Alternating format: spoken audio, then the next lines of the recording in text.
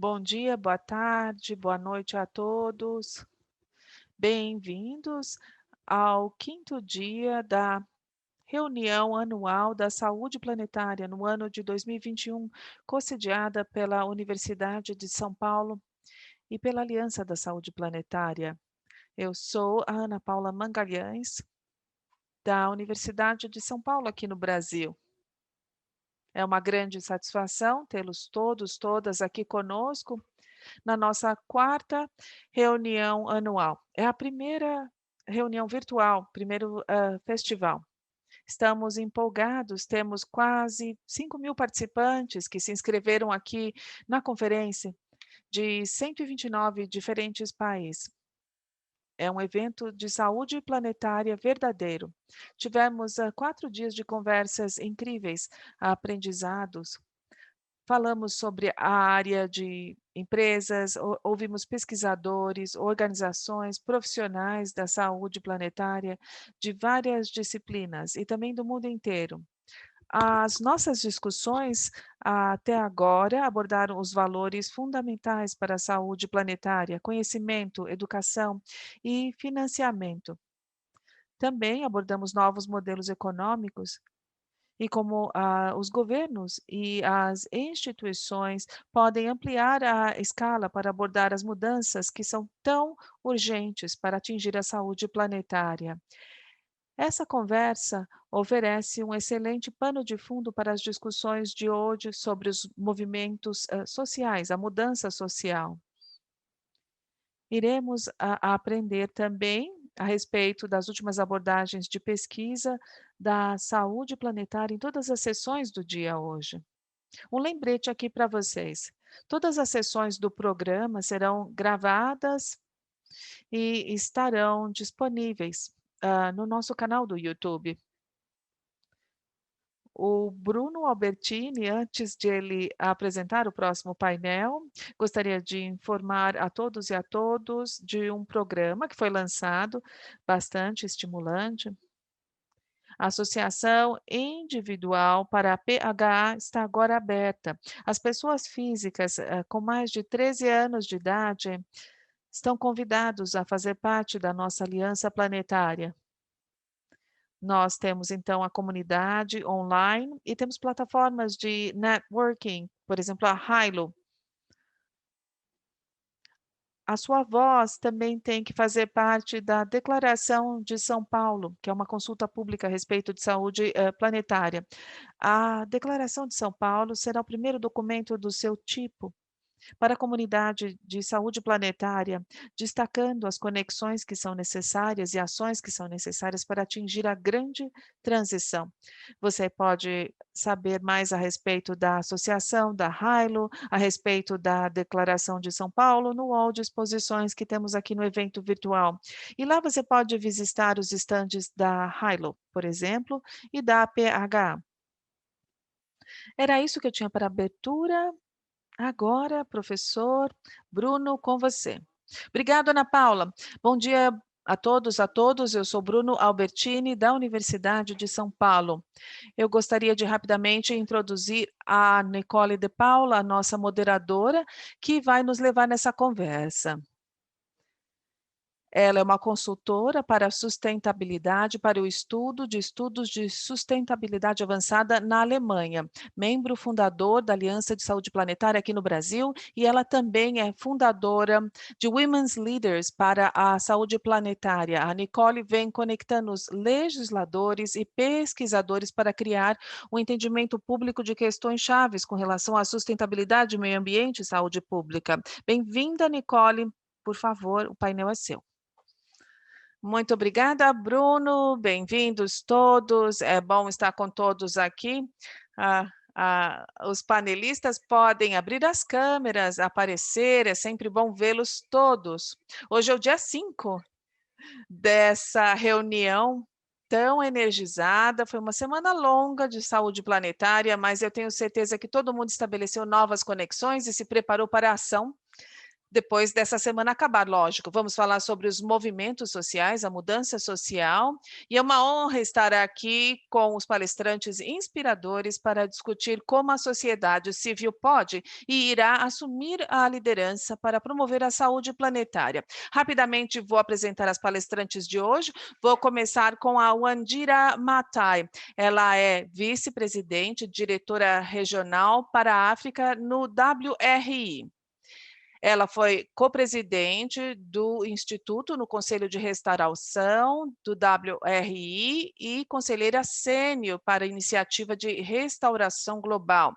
Atual presidente da Fundação Wangari Maathai, no Quênia, uma líder inspiradora com mais de 20 anos de experiência defendendo a mudança ambiental e social nos níveis locais e internacionais. Ao longo dos anos, bom, hoje ela está no conselho do ICRAF e é conselheira da Aliança para Culinária Limpa. Ela também é praticante da técnica EQ 6 segundos e foi eleita como uma das mulheres africanas mais influentes nos anos de 2018 e 2020. É incrível. Vão lá no website, leiam o resto, porque eu nem li todo o CV.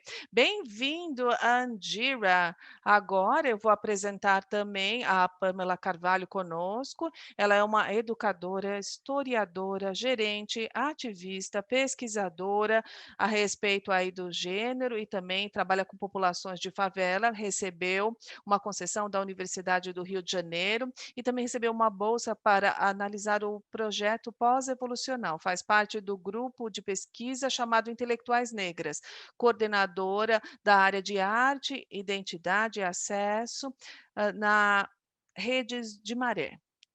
E ela também é fundadora do Colombo Etu, que é uma organização que trabalha com cultura pública para educação antirracista. Ela também trabalha com uma série de favelas. Bem-vinda, Pamela. Que bom tê-la aqui conosco. Finalmente, também temos a panelista, que é a Nicole Redvers, que é uma doutora. Ela é membro da comunidade de Ninukwe. Eu tenho certeza que ela vai pronunciar bem melhor. Ela já trabalhou com pacientes indígenas, comunidades indígenas ao redor do mundo, ajudando a preencher essa lacuna entre sistemas médicos modernos e tradicionais. Ela é cofundadora e presidente da Fundação de Bem-Estar Indígena Ártica, que fica no norte canadense, e a fundação recebeu US$ 1 milhão no ano de 2017. Foi um preço que ela recebeu pelo trabalho que ela fez com aqueles sem teto no norte do Canadá. Ela também é autora do livro que é chamado A Ciência do Sagrado, promovendo a ligação entre sistemas médicos indígenas e modernos. Bom, tem muito mais no currículo dela e eu gostaria que os participantes lessem todas as conquistas. O grupo está incrível. Falando agora da logística, é o dia final dessa semana assim tão importante. Nós queremos discutir hoje qual é a importância dos movimentos sociais para transformar a, a saúde planetária e gerar a mudança aqui na nossa Terra. Vamos ouvir os inputs iniciais das panelistas e depois dessa conversa gostaria de motivar que os participantes colocassem as suas perguntas no chat. A gente vai tentar responder o número máximo de perguntas para ter um diálogo bem interativo. A doutora Nicole Redvers será a primeira, então, para contribuir. Obrigada, que bom estar aqui. Obrigada, Nicole, por moderar essa sessão e obrigada às panelistas colegas e o trabalho incrível que vocês vêm fazendo também em várias comunidades. Gostaria agora de nos levar ao passado. A palestra hoje é centrada nos valores e para os povos indígenas é importante completar um círculo. Começamos uma jornada na segunda pela manhã, eh, à tarde para alguns e até à noite para outras pessoas que estão ao redor do mundo. E aí discutimos valores. Existe esse círculo nesse tópico. E para mim, nós temos que fechar o loop, o círculo nesse dia final de discussão, voltando à parte fundamental, arraigada, que ajuda a gerar movimentos e promover mudanças ao redor do mundo. Outra coisa, eu quero voltar 2 anos no passado, à conferência de Stanford, que foi a última conferência de saúde planetária. Eu estava no pódio com dois anciãos, um do norte do Canadá e Rashi Dashalik, um ancião também do norte do Canadá. E a gente falava sobre a importância da presença indígena, da diversidade, da inclusão no reino da saúde planetária. Naquela ocasião, eles não se sentiam representados. Eu mencionei esses dois anciãos porque eu vejo aqui as panelistas e na semana anterior eu olho para trás e vejo, nossa, que grande mudança a gente teve em 2 anos. E esse é um exemplo de mudança social. Nós temos os povos indígenas representados em toda essa reunião, todos os irmãos e irmãs do mundo inteiro. Gostaria de aplaudir o movimento social que ocorreu dentro do espaço da saúde planetária para garantir a presença dessas vozes de todos os nossos parentes, honrando-os de várias formas, conforme nós progredimos para os próximos passos para chegar onde precisamos chegar como uma sociedade coletiva. E por que isso é importante? Por que a gente olha para trás antes de seguir adiante? Bom, muito bem. Isso me traz à mente algumas palavras, algumas reflexões. Algo que eu penso é o Chief George. Ele foi o chefe da primeira nação Yuatu. Ele quer conhecer, eu quero a sabedoria dos livros para combinar com a sabedoria natural e liderar o caminho. Os indígenas entendem que uma mescla de conhecimento tradicional com conhecimento moderno é o caminho adiante na direção da sustentabilidade para o planeta.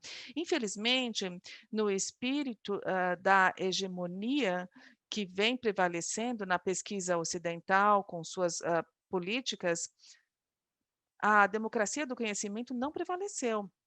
Há um termo que é pluralismo epistemológico. É um termo que reconhece que em qualquer prática, em qualquer conceito, pode haver várias formas de saber, de promover a sabedoria. Acomodar a pluralidade pode levar a soluções mais inclusivas, mais diversas, e muitas vezes a gente não vê isso sendo priorizado em escalas internacionais. Ainda assim, a gente vê lentamente uma mudança acontecendo, e hoje é evidência disso, por exemplo. Representação forte, presença forte das mulheres em outras estruturas dominadas por homens foram vistas em sessões. O que promoveu essa mudança? Eu acredito que foi uma reflexão profunda de outros valores, dos valores, da visão e do propósito do que a gente está tentando fazer aqui como uma comunidade coletiva. Mas eu também acredito que isso foi por conta de várias vozes que exigiram os seus direitos e que mostraram aquilo que podiam oferecer para a comunidade global nessa época de tanta crise, de tanta necessidade. Desculpem, a professora perdeu a internet. Acho que perdemos a professora. Um minutinho só?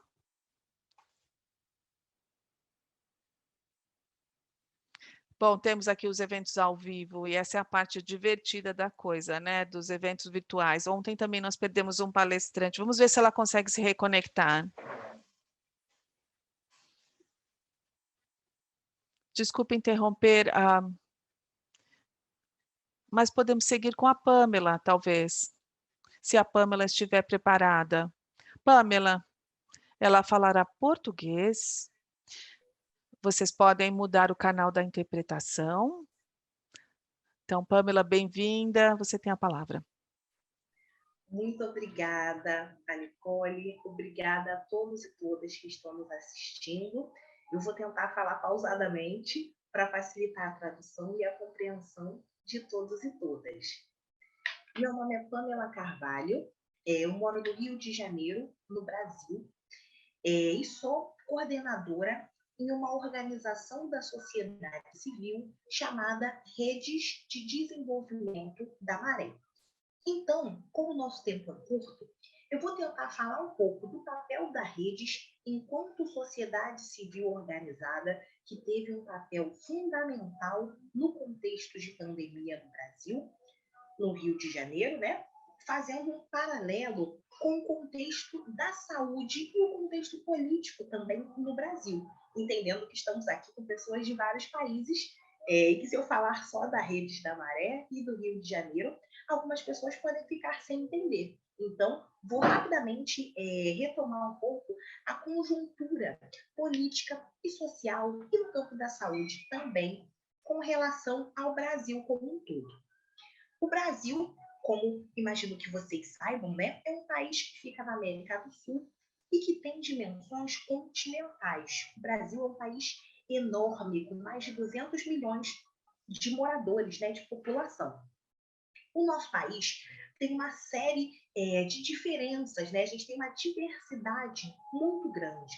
Quando a gente fala de condições sociais, econômicas, quando a gente fala de condições ligadas à natureza também, a recursos naturais. Aqui no Brasil, a nossa capital, né, se chama Brasília, mas a gente tem uma região que é a região sudeste, onde a gente tem uma questão muito delicada, que é uma concentração de renda. Então, em outras regiões do país, a gente observa que há uma discrepância muito grande, né? O Brasil é um país que tem um problema muito grave com relação à distribuição de renda. Infelizmente, nós não somos um país muito igualitário. A gente sofre com alguns problemas também, como o racismo, né? O Brasil é um país que foi colonizado e que até hoje sofre com as consequências do racismo, do colonialismo, da desigualdade de raça, de renda e de gênero. Só que a gente tem coisas muito importantes também. O Brasil é um país que se destaca quando a gente fala de saúde. A gente tem uma coisa chamada Sistema Único de Saúde, que a gente abrevia como SUS, S-U-S. O Sistema Único de Saúde, ele consegue acompanhar o território do Brasil como um todo, oferecendo serviços tanto dos mais básicos quanto dos mais elaborados, né, serviços de saúde, gratuitamente para a população. É claro que, como eu falei, a gente tem uma série de desigualdades ao longo do território. Então, a gente observa que há alguns lugares onde o Sistema Único de Saúde tem mais dificuldade de chegar, de fazer o seu trabalho. Mas, de forma geral, o Brasil é um país onde a sua população consegue acessar os serviços de saúde gratuitamente. Então, caso um brasileiro, né, esteja com Covid, ele consegue ser atendido gratuitamente. A vacinação também tem sido feita gratuitamente. Só que, infelizmente, o Brasil está num momento político muito delicado, onde esse sistema único de saúde, que é gratuito, né, e que é revolucionário, tem sido fortemente atacado por forças conservadoras. Só para explicar um pouco como funciona o nosso país com relação à saúde. Então, a gente tem observado uma espécie de cabo de guerra entre o poder público, né, que é responsável, por exemplo, pelo Sistema Único de Saúde, e a população, que tem demandado, né, as suas necessidades, inclusive mais básicas, como saúde e alimentação, e que muitas vezes não tem sido atendida. Aí que vem as organizações da sociedade civil, como a Redes da Maré, por exemplo. No Brasil, a gente, como eu falei, vive muito esses sistemas de desigualdade. E o nosso governo, infelizmente, não consegue resolver todos esses problemas. E, inclusive, negligencia alguns desses problemas. Nesse sentido, surge uma série de sociedades, né, de organizações da sociedade civil. A gente brinca, né, na Rede da Maré, por exemplo, que eu vou, para fechar, falar rapidamente um pouquinho da Rede, a gente brinca que o ideal é que a Redes da Maré e outras organizações da sociedade civil não precisassem existir. O interessante é que o poder público, que o governo, conseguisse, por exemplo, combater a fome, conseguisse apoiar a população com ações de combate à Covid-19, conseguisse fazer ações ligadas à educação, isso para falar um pouquinho de coisas que a Redes faz.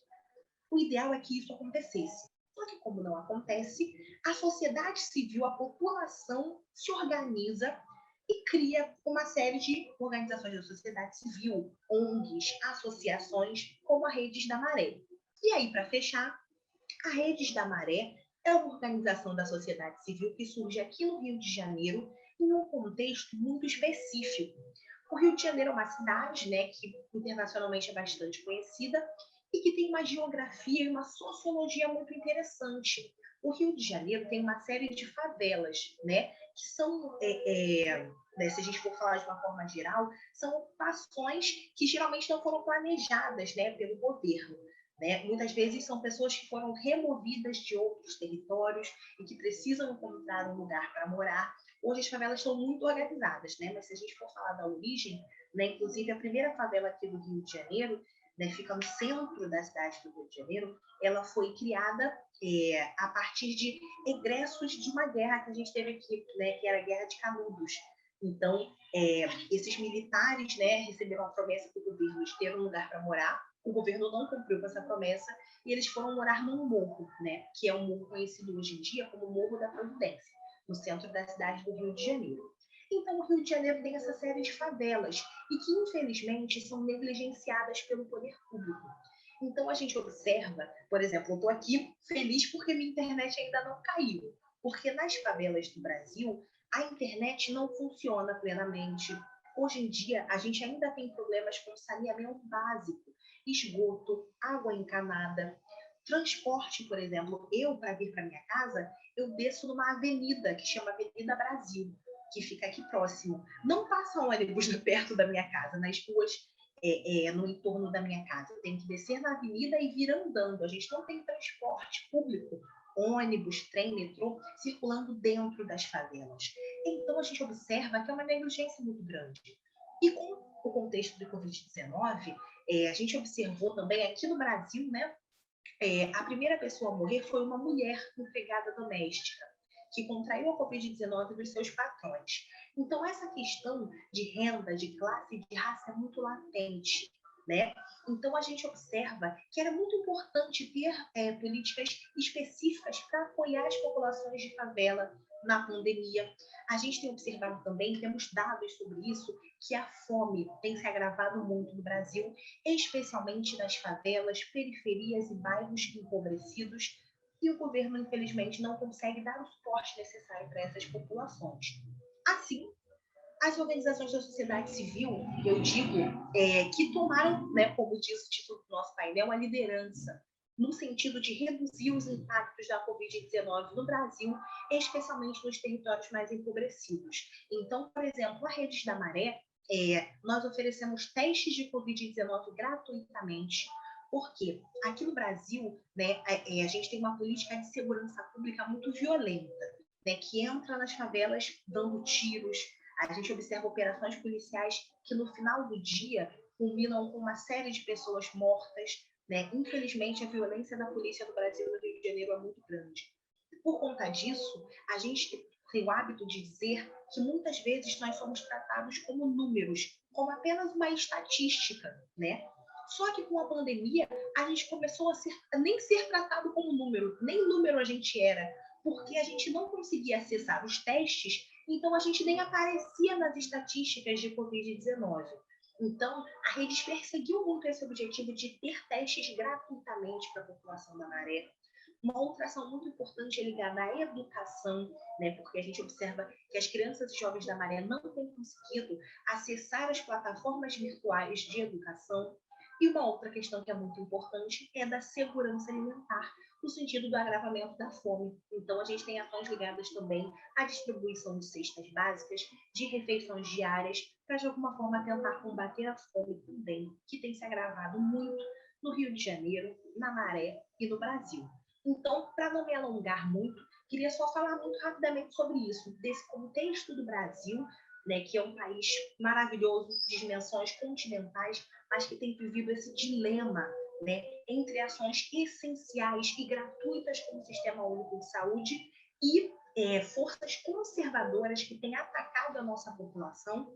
E, nesse sentido, as organizações da sociedade civil têm tomado essa liderança para reduzir esses ataques à população e tentar, de alguma forma, garantir o acesso à saúde, à segurança alimentar e à qualidade de vida para a nossa população, especialmente as pessoas mais vulneráveis.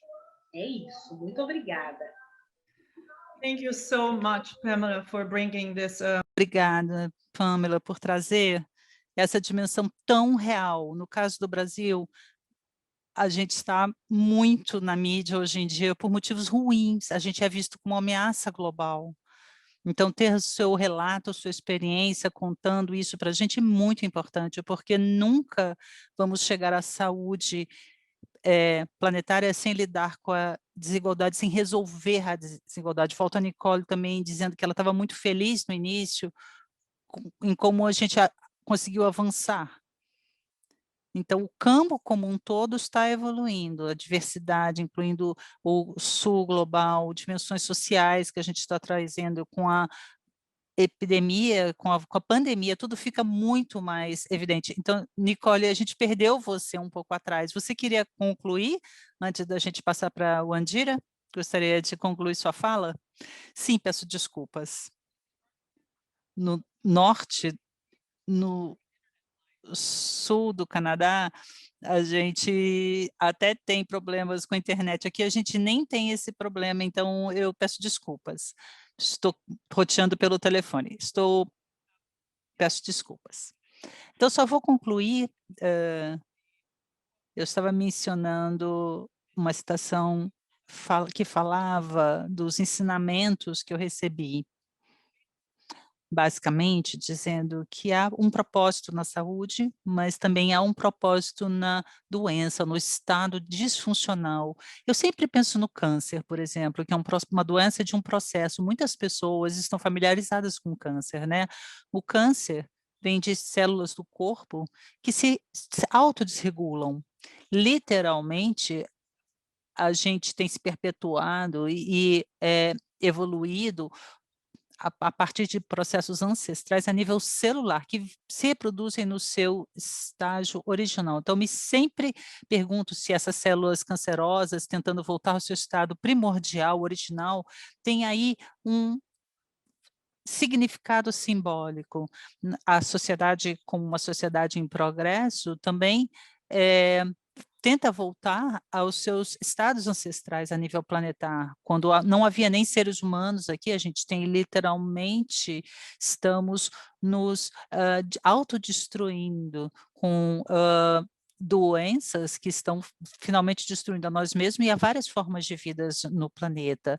Mas será que a Terra, então, pode salvar a si mesma, se curar? Eu lembro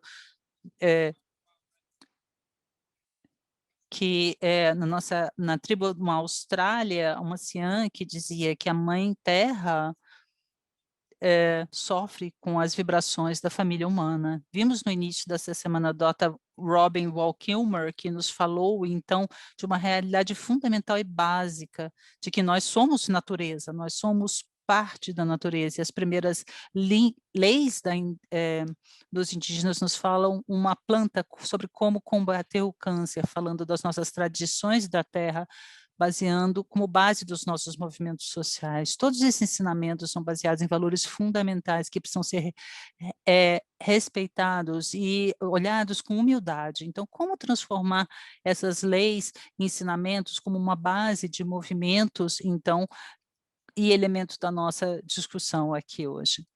Estamos falando não apenas disso, mas também de outras considerações que já ouvimos sobre como colocar movimentos e valores do mundo inteiro dentro dessa solução. Então, com isso, eu fiquei feliz de poder me reconectar com vocês e vamos continuar com o debate. Sim, Nicole, estamos muito felizes de ter de volta. Muito obrigada. Então, relembrar esse valor que nós somos da natureza, nós somos natureza também. Essa conceito e a tradução disso em ação é justamente quero me focar nesse debate, o como, porque não é fácil assumir essa liderança e tornar a saúde planetária em um movimento. Então, agora é meu prazer ter o Wandira Maatai com a gente, ouvir também a experiência dela. Wandira, bem-vinda, você tem a palavra. Muito obrigada, é um grande prazer ouvir as oradoras aqui desse painel, minhas irmãs, especialmente Pamela, que de muitas formas descobriu por que a sociedade social a sociedade civil deve liderar e como ela lidera. Há tantas lacunas quando a gente tenta abordar Então, a questão da saúde planetária, mas a verdade aqui, que na realidade tudo tem que acontecer no nível local. O que acontece localmente, no nível que a gente ouve aqui, é como o fato como todos têm que se engajar. A sociedade civil, na realidade, é um elemento tão importante.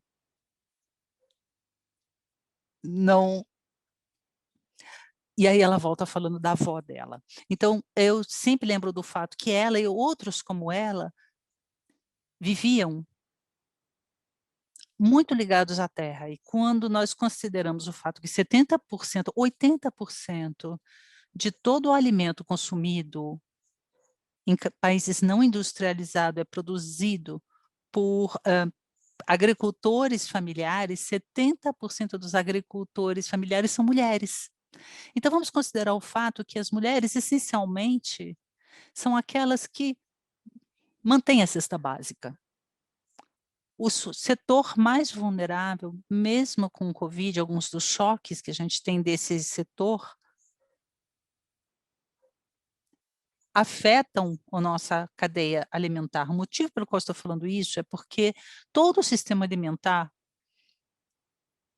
e muito do sistema econômico, tudo está muito ligado. Ontem eu ouvi uma expressão maravilhosa que eu queria compartilhar com vocês: quando os pequenos agricultores falham, toda a economia vai à falência, mas a realidade é aqueles que seguram, mantêm as comunidades, as sociedades endereçando choques, enfrentando choques que são direcionados a nós, são parte da sociedade civil. Como Nicole e Pamela falaram, a importância, quando aparecem essas lacunas, que sejam imediatamente resolvidas. O Covid nos deu pouco espaço para errar aqui. Alguém teve que assumir essa liderança. Eu gostaria de compartilhar o movimento do movimento Green Belt, que é o cinto verde na Quênia, que encapsula essa questão, justamente uma organização que começou em 1977 para endereçar questões, então, de degradação ambiental. Mas como esse movimento começou? Começou muito pequeno. Muitas pessoas conhecem esse movimento do Green Belt agora, porque o fundador ganhou o Prêmio Nobel em 2004, mas em 1977, lá atrás, quando começou, era sobre endereçar as necessidades locais que a comunidade tinha identificado: falta de água, falta de alimentos saudáveis, falta de combustíveis para cozinhar os alimentos. E então, essa organização à volta das organizações locais permitiram então trazer visibilidade para as necessidades tão invisíveis. Essas mulheres então se saíram, organizaram-se e juntas decidiram: por que não plantar árvores? As árvores vão resolver as coisas, os problemas que a gente está enfrentando aqui. A dor que a gente está sentindo. Elas não ficaram esperando o governo trazer alimentos, não esperaram que ninguém viesse lá de cima trazer para eles combustível ou trouxesse a água de volta. Elas decidiram usar, então, a sabedoria local, a sua sabedoria de mulher, e começaram a se organizar em volta de grupos, criando grupos que plantaram árvores na sua paisagem, restaurando-a. Isso é um ponto muito importante sobre as organizações de sociedade civil, porque é um processo orgânico que, de muita forma, é sentida a um nível muito local. É muito importante, especialmente agora falando sobre os limites planetários e a mudança climática, porque às vezes essas discussões acontecem num nível que é muito elevado. E a gente até participa dessas discussões num nível muito elevado, mas no final das contas tem a ver com a situação local, nossos pés no chão, a adaptação das comunidades de hoje para continuar a produzir alimento para amanhã, para que as águas continuem fluindo nos seus rios e que quando a chuva venha, não leve suas casas junto. Então, muito com isso tem a ver com a organização local e a liderança local. E a segunda coisa tem a ver com garantir que a gente mantenha, então, nossos líderes honestos, a honestidade dos nossos líderes, que a gente aborde eles para que eles entendam o que quer dizer ser governo. Uma pessoa uma vez me disse: olha, a política não tem a ver só com se candidatar, tem a ver com se importar. Se você se importar como você se governa, você se engaja e vai começar a falar sobre as questões e identificar as pessoas que têm a responsabilidade de resolver as questões. Então, é um papel crucial o da sociedade civil, e eu vou interromper aqui para a gente poder discutir, para a gente poder debater mais, mas eu acho que tem muito a ver com manter a liderança honesta e endereçar as necessidades sentidas pela sociedade simultaneamente. Muito obrigada, Wandira. E o comentário aqui, e eu também sou apaixonada por essa questão, como Pamela dizia, todos nós queremos nos aposentar também. A sociedade civil, em muitos casos, nós temos que cobrir as lacunas deixadas pelo governo. Então, isso aí, esses problemas são problemas adicionais, além dos nossos. Muitas questões em que enfrentamos são muito complexas. Por exemplo, se a gente coloca corrupção, além disso tudo, nossa, se torna uma dimensão muito complexa para a sociedade civil. Uma pergunta que a gente tem que entender é qual é a sua experiência? O que é necessário, então, para iniciar concretamente um movimento? Justamente essa dimensão de liderança, né? São habilidades pessoais, quais seriam os primeiros passos, então, para iniciar um movimento? E como a gente sabe, provavelmente sempre começa bem, muito pequeno, né? Mas leva muito tempo para as pessoas terem, conscientizar. Então, Wandira, é personalidade, o que é que leva para ser um líder? Bom, todas as opções anteriores, carisma, organização, para que as pessoas te sigam, mas você precisa de uma ideia atraente também, um caso que atrai as pessoas, que as pessoas podem apoiar. E como eu disse, quando a questão é local, as pessoas à sua volta vão entender, eles já estão lá dentro, eles sentem. Então, a Pamela descreveu muito bem. Quando você vive na favela, você sabe que as pessoas vão apoiar, e aí que a sociedade civil tem que trabalhar para ajudar as pessoas a entender. É uma autopercepção. Não se deixar levar pelas questões adicionais, laterais. Essa é a sua questão. É assim que a governança funciona, é assim que você se engaja com a governança. Outra coisa que você precisa é paciência, muita persistência. Esse trabalho não é rápido, leva muito tempo e muito comprometimento, porque essa é a sua comunidade, você está lá a longo prazo, não é uma coisa que você entra e sai, é por isso que a sociedade civil, especialmente a sociedade civil local, pode ser muito efetiva. Mas também ficam tão ocupados trabalhando que não necessariamente sabem nem onde buscar os recursos. Então, a gente tem que certificar que esses recursos cheguem a eles, que a gente também possa encontrá-los e controlá-los.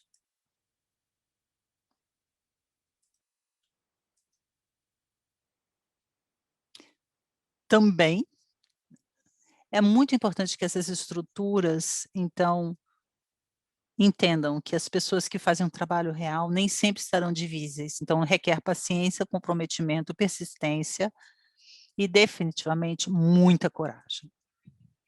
Coragem e paciência são dois ingredientes muito importantes. Pamela, você gostaria também de responder essa pergunta? Como fazer a Sim, coisa? eu acho que eu faço das minhas palavras as palavras de Mandira. Acho que ela traz uma questão que é muito importante, né? Que é o contexto. Eu acho que o contexto ajuda a construir lideranças, né? No meu caso, por exemplo, né, eu vivo no contexto de um conjunto de favelas, mas que é um conjunto de favelas que tem um engajamento com movimentos sociais e políticos há muito tempo, né? Inclusive, quem estaria hoje aqui seria Eliana Souza Silva, que é uma das diretoras fundadoras da Redes, uma das minhas mentoras. Então, a gente tem em vários lugares, isso é curioso, né? Parece que nos lugares com menos acesso, os lugares que são, né, as favelas, as periferias, é desses lugares que saem muitas vezes grandes líderes, né? E aqui a gente tem um processo muito forte, né? Eu não sei se todos que estão aqui já ouviram falar em Marielle Franco, né, que foi brutalmente assassinada aqui no Rio de Janeiro, né, no Brasil, que era Cria da Maré também, né, desse mesmo conjunto de favelas onde eu moro. Então, a gente tem, né, uma série de líderes que surgem, né, daqui do território. Então, eu acho que o território, o contexto, contribui muito. Mas isso também que a Andira trouxe de paciência, persistência e, principalmente, ter um objetivo. Porque senão é muito fácil de se perder, né? Então, a gente ter um objetivo, né, que seja melhorar a qualidade de vida daquela determinada população, ou trabalhar com as questões de gênero, ou trabalhar com as questões de saúde, com as questões da desigualdade racial, do racismo, enfim.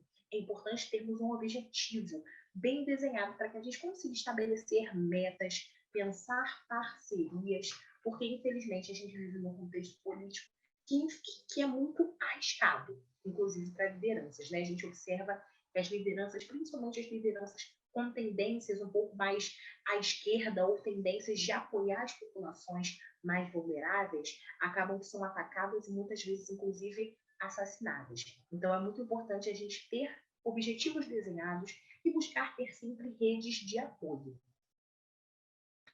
Very important is this network and the support, because as we know, it's not always, we cannot romanticize. Não podemos romantizar, não é? A ação civil e o movimento civil. Em muitos países é uma atividade perigosa mesmo. No caso do Brasil, podemos dizer isso.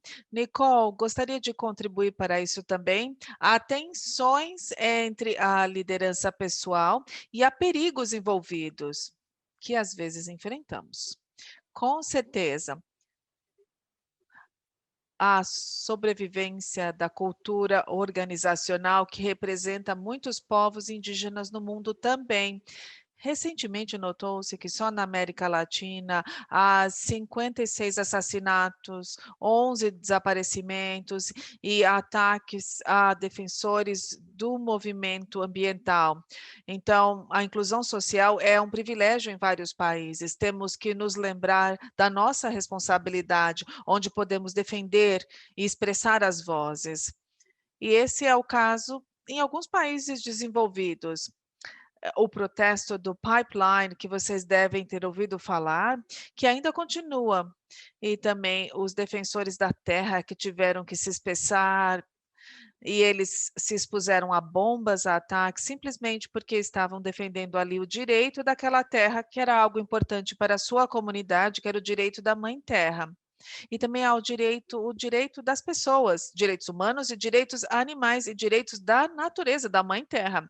Houve muitas discussões na última semana a respeito dos direitos da natureza em si. Direitos de terra, dos povos indígenas também, e como nós agrupamos toda essa conversa. É fundamental, é responsabilidade de nós, como nós aqui.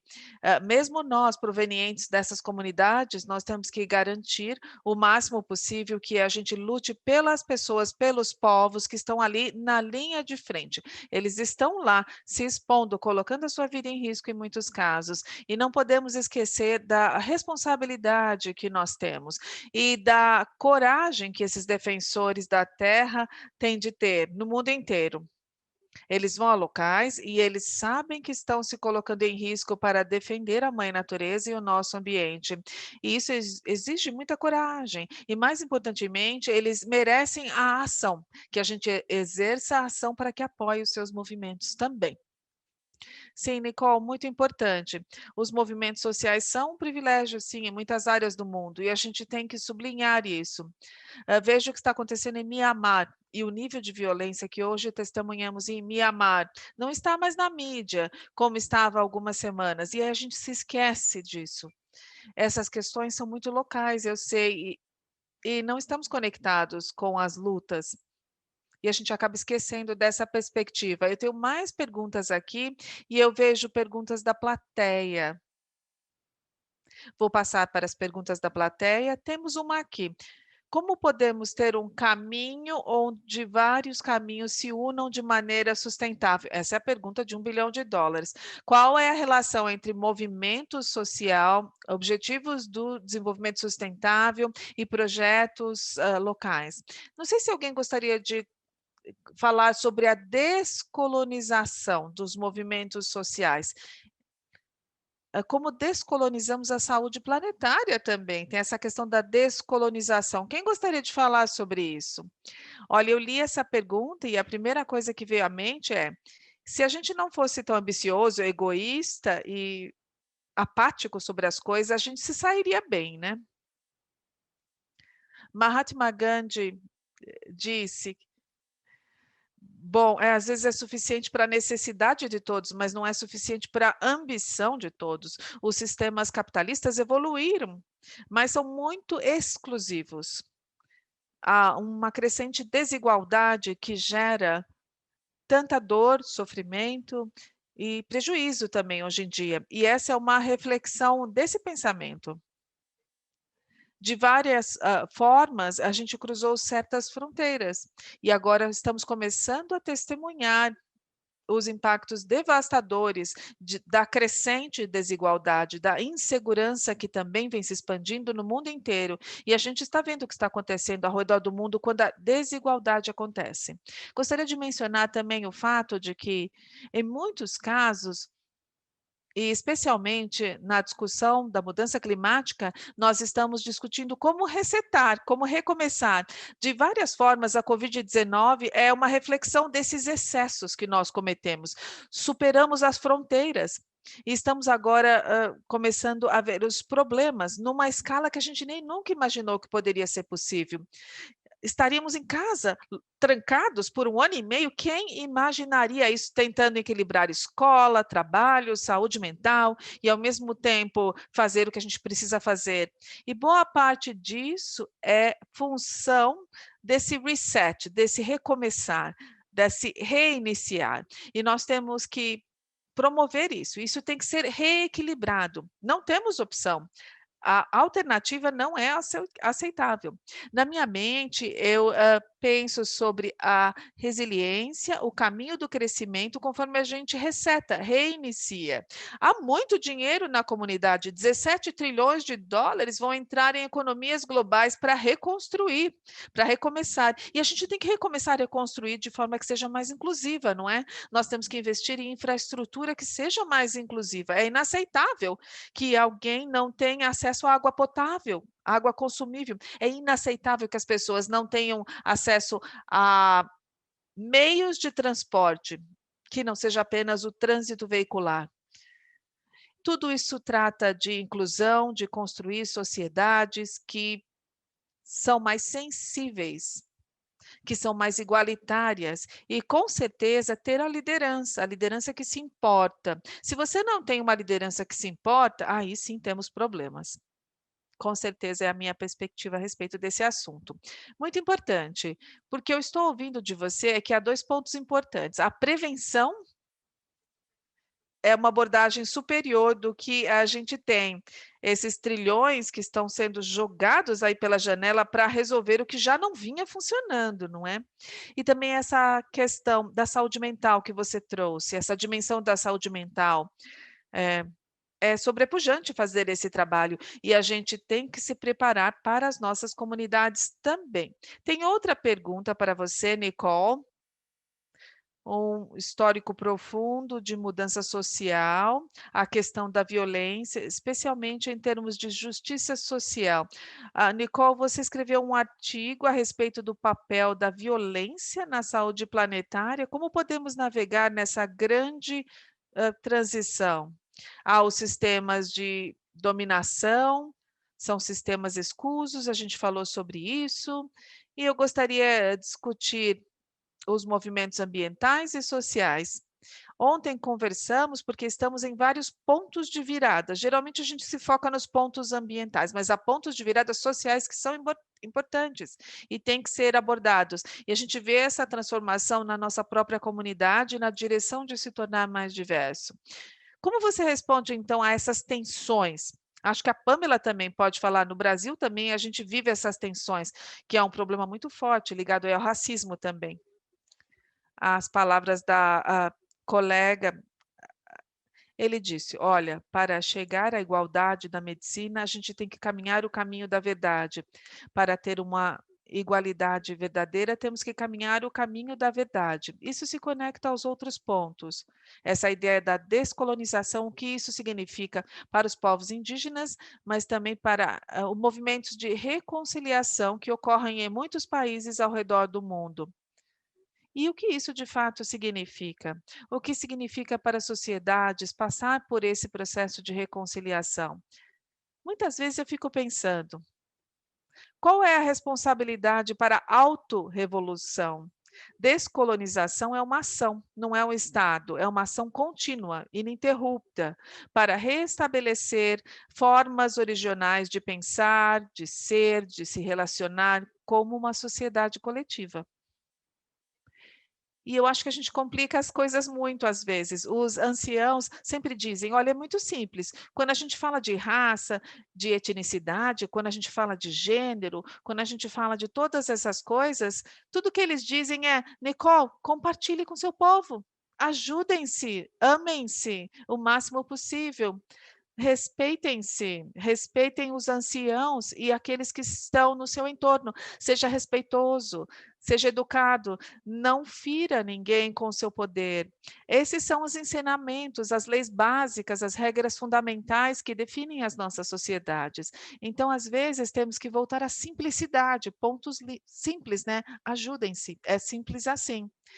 E eu me lembro dessas coisas básicas que nos trazem às nossas comunidades, voltando àquela época simples, com linguagem simples, métodos simples, a gente vê esses líderes, Nelson Mandela, Gandhi, todos esses, que para mim, quando eu ouço os anciãos falam do coração, eles falam do seu eu interior, e a gente sente isso quando eles estão falando a verdade, e há poder nisso. Não é porque eles são pessoas com poder, não, mas é porque eles invocam a energia do coletivo, eles invocam a energia de coisas que são importantes lá no profundo deles. Porque todo mundo está buscando algo, muitos de nós estamos buscando propósito e estamos confusos. É uma época muito difícil que estamos vivendo na sociedade. Existe cada vez mais problemas mentais e a gente tem que buscar o nosso eu interior nessa época, porque estamos isolados de certa forma, não é? E isso é parte do processo, os quais somos obrigados a cumprir em várias comunidades indígenas. A gente tem jornadas espirituais, jejum, cerimônias para que a gente se conheça, conheça o eu interior. A gente tem que se conectar com o nosso mais profundo para coordenar, ajudar, compartilhar com os membros da comunidade. E aí a questão da raça se torna algo que não é importante, porque a gente é o que é, em conjunto com a natureza. Temos que incorporar essas facetas. E sempre fico surpresa quando os anciãos levantam essas conversas e nos levam ao básico, ao mais simples, e aí tudo mais desaparece, derrete e perde o poder, porque a gente sente o amor quando eles falam. Então, não vamos esquecer as coisas simples no nosso caminho adiante. São questões complexas que temos que lidar e nós temos sim um escopo de influência no nosso redor também. Sim, voltar à simplicidade é muito importante e muito necessário. Obrigada pela contribuição, Nicole. Pamela, você gostaria de comentar a respeito do racismo, especialmente conectado aos movimentos ambientais também? Sim, sim. Vou falar muito rapidamente, mas só para trazer uma questão que é muito importante aqui no Brasil também, né? Onde a gente tem discutido muito também o que a gente tem chamado de racismo ambiental, né? Entendendo que quando a gente fala do mundo como um todo, existe uma distribuição desigual, inclusive, né? Quando a gente fala de resíduos tóxicos, de acesso, né, à água encanada, a esgoto. Então, isso é, de uma forma geral, uma manifestação do racismo também. A gente observa que países do dito sul global, países do continente africano, recebem muito mais, né, esses dejetos, esses resíduos tóxicos, e ao mesmo tempo tem muito menos acesso a estruturas básicas, como, por exemplo, de saneamento básico.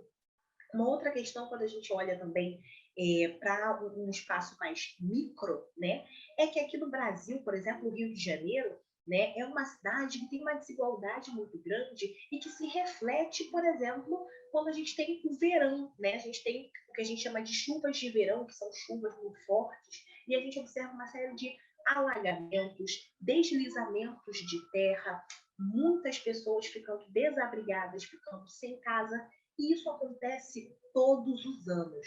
Né? Basicamente, todo ano, entre dezembro e fevereiro, a gente vai ter no Brasil, no Rio de Janeiro, um deslizamento de terras, uma tragédia anunciada, e geralmente as pessoas que são mais vitimadas são pessoas negras e pessoas pobres. Então, quando acontece uma vez, a gente pode chamar de acidente, né? Quando acontece sistematicamente todo ano, a gente já não pode mais chamar de acidente, né? Isso é realmente estratégia, isso é falta de planejamento, isso é racismo ambiental, isso é desigualdade social.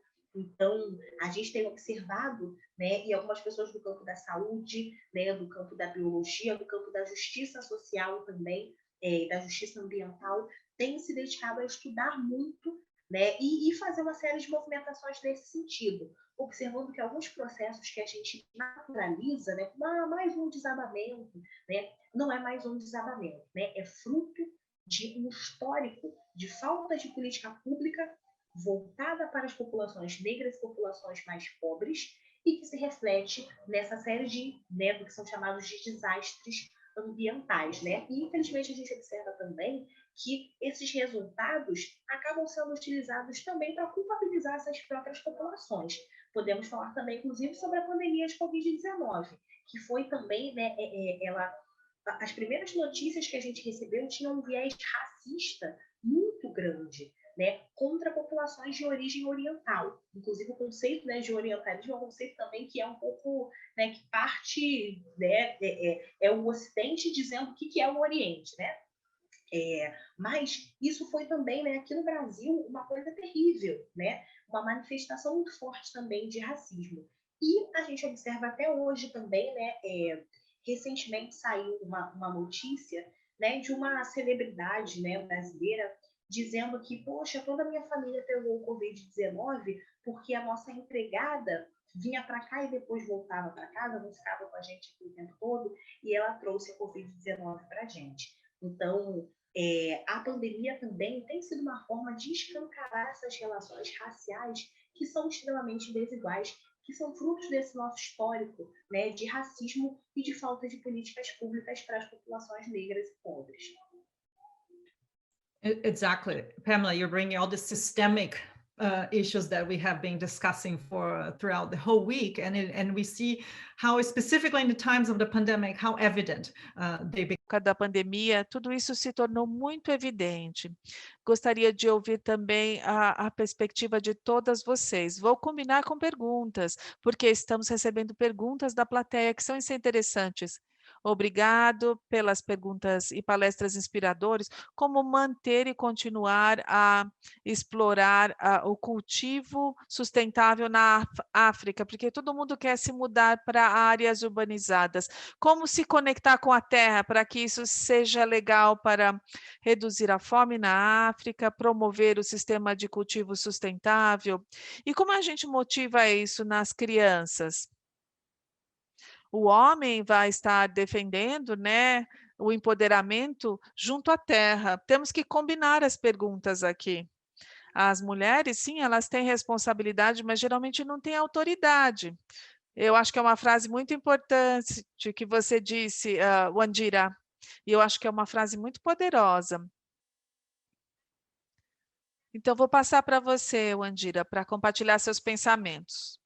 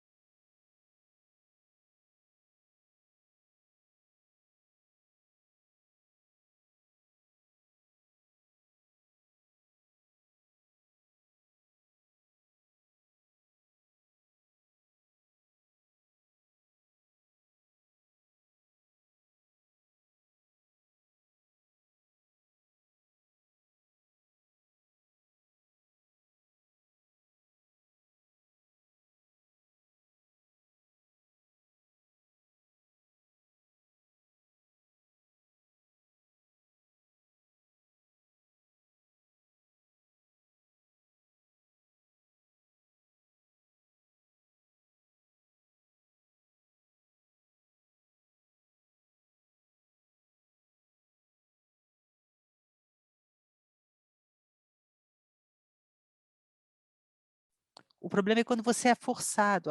Eu sei que há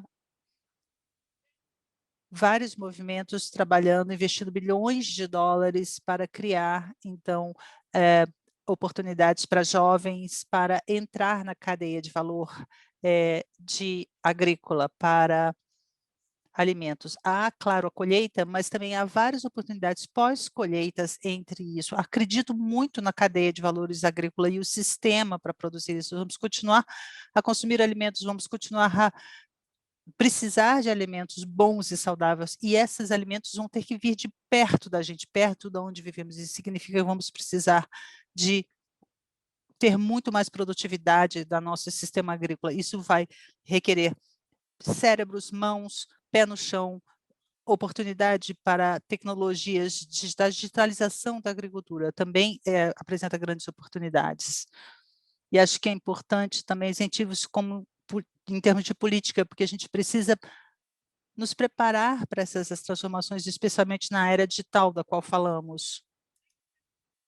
Temos 6 minutos, e a pergunta aqui, que conselho você tem para a gente sobre como criar filhos que respeitem a terra e as pessoas? Eles são os futuros líderes de amanhã. Como compartilhamos valores que ajudam a manter a saúde humana e planetária? Acho que falamos nessa pergunta um pouco, mas eu queria combinar aqui outra pergunta dizendo como podemos empoderar as pessoas para lutar por um sistema de saúde que eles nem entendem? Então, tem uma mescla aqui, como comunicar saúde planetária e como começar isso numa idade muito jovem. Então, Nicole, se pudesse falar sobre isso. Sim. Invocar a doutora Robin Wall Kimmerer, que começou a palestra com uma palestra magna, as palavras que ela falou sobre nossos parentes, nossa família planetária, há uma forma muito especial da forma como usamos as palavras.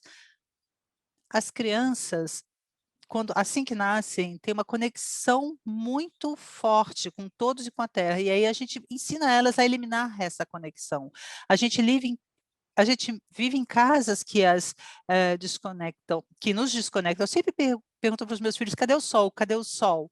Trazer essa conexão de volta, a despeito de não viver no meio do mato, sempre perguntar que horas a lua vai nascer, qual é a fase da lua, são perguntas simples, mas criam essa conexão de que você é parte de uma coisa maior, você é parte de um sistema interconectado, e não vamos esquecer isso, nem um dia, não esqueça isso. A relação, quando você vai à porta, despedir para a criança ir para a escola, cumprimente a árvore, saude a árvore. E eu acredito que essas medidas tão simples, mesmo para a gente como adultos, funcionam muito. Qual foi a última vez que você buscou onde estava o sol, quando você estava numa sala? O que faz estamos da Lua? Tudo isso são conexões com esse sistema e precisamos fazer cada vez isso mais na nossa sociedade. Obrigada, Nicole. Nós temos 4 minutos. Então, o que traz inspiração para você? O que nos torna menos ambiciosos? E se a gente tivesse que nomear uma coisa que nos tornasse menos ambiciosos, mas prontos para o movimento de saúde planetária, Pamela e Wandira? Eu acho... Bom, é uma ótima pergunta, o que nos faria menos ambiciosos. Acho que certificar que a gente crie uma inclusão universal. Quem mais, além de mim própria, seria beneficiada por essa dádiva da minha saúde, da conexão? Eu falo com as crianças, que você se importa mais do que além de si próprio? A gente tem que se importar também com o bem dos outros e entender, a gente tem uma expressão em Ubuntu, eu sou porque você é. À medida na qual a sua existência é conectada com a minha, eu não posso existir se você sofre. Se você entende isso, você vai ser menos ambicioso. Ótimo, lindo. Pamela, do Brasil, qual Vou o seu falar conselho? bem rapidinho, por conta do tempo. Eu acho que para a gente ser menos ambicioso, a gente tem que investir em educação, para a gente fazer uma revolução nos sistemas de educação no Brasil, para que a gente comece desde criança, né, a ter uma visão mais global, porque infelizmente a gente é educado dentro de um sistema capitalista, né, que faz com que a gente pense apenas na gente, sem ter essa dimensão de que a gente vive num mundo, num planeta, e que a gente precisa ter uma visão ampla e que pense em todos, porque se todos estiverem bem, a gente vai estar bem também. Mas se só a gente estiver bem, as desigualdades continuam se aprofundando, que é o que a gente está vendo agora, a concentração de renda, a desigualdade social e o racismo aumentando cada vez mais. Então, acho que a gente precisa investir em educação pública de qualidade, especialmente para as nossas crianças e jovens. Thank you so much to our three. Obrigada aos outros, às nossas oradoras, mas uma reflexão aqui.